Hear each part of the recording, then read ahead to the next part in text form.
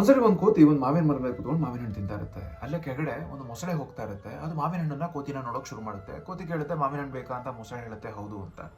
ಕೋತಿ ಮಾವಿನ ಹಣ್ಣು ಕಿತ್ಕೊಡುತ್ತೆ. ಮೊಸಳೆ ತಿನ್ನುತ್ತೆ, ಬಹಳ ರುಚಿಯಾಗಿರುತ್ತೆ. ತನ್ನ ಹೆಂಡತಿಗೂ ತಗೊಂಡು ಹೋಗ್ಬೇಕು ಅಂತ ಅನ್ಕೊಳ್ಳುತ್ತೆ. ಅದನ್ನ ಕೋತಿ ಹತ್ರ ಹೇಳುತ್ತೆ. ಕೋತಿ ಮತ್ತಷ್ಟು ಮಾವಿನ ಹಣ್ಣು ಕಿತ್ಕೊಡುತ್ತೆ. ಇದು ತಗೊಂಡೋಗಿ ತನ್ನ ಹೆಂಡತಿ ಕೊಡುತ್ತೆ. ಹೆಂಡತಿಗೆ ಬಹಳ ಖುಷಿ ಆಗುತ್ತೆ. ಇದು ಪ್ರತಿದಿನ ನಡೆಯೋಕೆ ಶುರುವಾಗುತ್ತೆ. ಇದರಿಂದ ಒಂದು ಒಳ್ಳೆ ಸ್ನೇಹ ಬೆಳೆಯುತ್ತೆ ಕೋತಿ ಹಾಗೆ ಮೊಸಳೆ ಮಧ್ಯೆ. ಒಂದು ದಿನ ಮೊಸಳೆ ಹೆಂಡತಿ ಹೇಳುತ್ತೆ, ಈ ಮಾವಿನ ಹಣ್ಣು ಎಷ್ಟು ರುಚಿಯಾಗಿದೆ ಅಂತಂದ್ರೆ ಇದನ್ನು ತಿಂತಾ ಇರೋ ಕೋತಿ ಹೃದಯ ಇನ್ನಷ್ಟು ರುಚಿಯಾಗಿರ್ಬೇಕು, ನಂಗೆ ಅದು ಬೇಕು, ನಾನು ತಿನ್ಬೇಕು ಅಂತ. ಮೊಸಳೆ ಮೊದಲು ಬೈಯುತ್ತಾದ್ರೂ ಅದು ನನ್ನ ಸ್ನೇಹಿತ, ನಾನು ಹಂಗೆಲ್ಲ ಮಾಡೋಕ್ಕಾಗಲ್ಲ ಅಂತ ಕಡೆಗೆ ಹೆಂಡತಿ ಮಾತಿಗೆ ಒಪ್ಕೊಂಡು ಬಂದು ಒಂದು ಉಪಾಯ ಮಾಡಿ ಕೋತಿನ ಕೇಳುತ್ತೆ, ನಾನು ಹೆಂಡತಿ ನಿಂಗೆ ಔತಣ ಕೊಡಬೇಕು ಅಂತಿದ್ದಾಳೆ, ನನ್ನ ಕರ್ಕೊಂಡು ಹೋಗ್ಬೇಕು ಅಂತ. ಕೋತಿ ನಂಬಿ ಮೊಸಳೆ ಬೆನ್ನ ಮೇಲೆ ಕೂತ್ಕೊಳ್ಳುತ್ತೆ. ಮೊಸಳೆ ನದಿ ಮಧ್ಯಕ್ಕೆ ಹೋದಾಗ ಇನ್ನು ಕೋತಿ ತಪ್ಪಿಸ್ಕೊಳಕ್ ಆಗಲ್ಲ ಅಂದಾಗ ನಿಜ ಹೇಳುತ್ತೆ, ನನ್ನ ಹೆಂಡತಿಗೆ ನೀನು ಹೃದಯ ಬೇಕಂತೆ, ಅದಕ್ಕೆ ಕರ್ಕೊಂಡು ಹೋಗ್ತಾ ಇದ್ದೀನಿ ಅಂತ.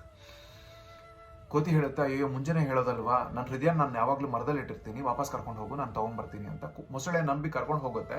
ಕೋತಿ ಹತ್ತಿ ಮರನ ಹತ್ಕೊಂಡು ಕುತ್ಕೊಂಡ್ಬಿಡುತ್ತೆ. ಮೂರ್ಖ, ನನ್ನ ಹೃದಯ ನನ್ನ ಹತ್ರನೇ ಇದೆ, ನಾನು ನಿನ್ನ ನಂಬದೆ ನಿನ್ನನ್ನು ಮೋಸ ಮಾಡ್ಬಿಟ್ಟೆ, ಇನ್ಮೇಲೆ ಮಾವಿನ ಹಣ್ಣು ಕೊಡಲ್ಲ ಅಂತ ನಿಲ್ಲಿಸ್ಬಿಡುತ್ತೆ.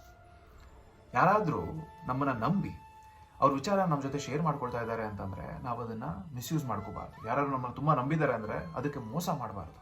ಹಾಗೆ ನಾವು ಎಲ್ಲಾರನ್ನೂ ಸುಮ್ಮನೆ ಸ್ನೇಹಿತರು ಅಂತ ನಂಬ್ಕೊಂಡು ಹೋಗಬಾರ್ದು. ಅವ್ರ ಕ್ಯಾರೆಕ್ಟರ್ ಏನಿದೆ, ಅವ್ರ ಇಂಟೆನ್ಷನ್ ಏನಿದೆ ಅದನ್ನೆಲ್ಲ ತಿಳ್ಕೊಂಡು ಸ್ನೇಹ ಮಾಡಬೇಕು. ಆಗ ಮಾತ್ರ ಜೀವನ ಚೆನ್ನಾಗಿರುತ್ತೆ. ಯೋಚನೆ ಮಾಡಿ.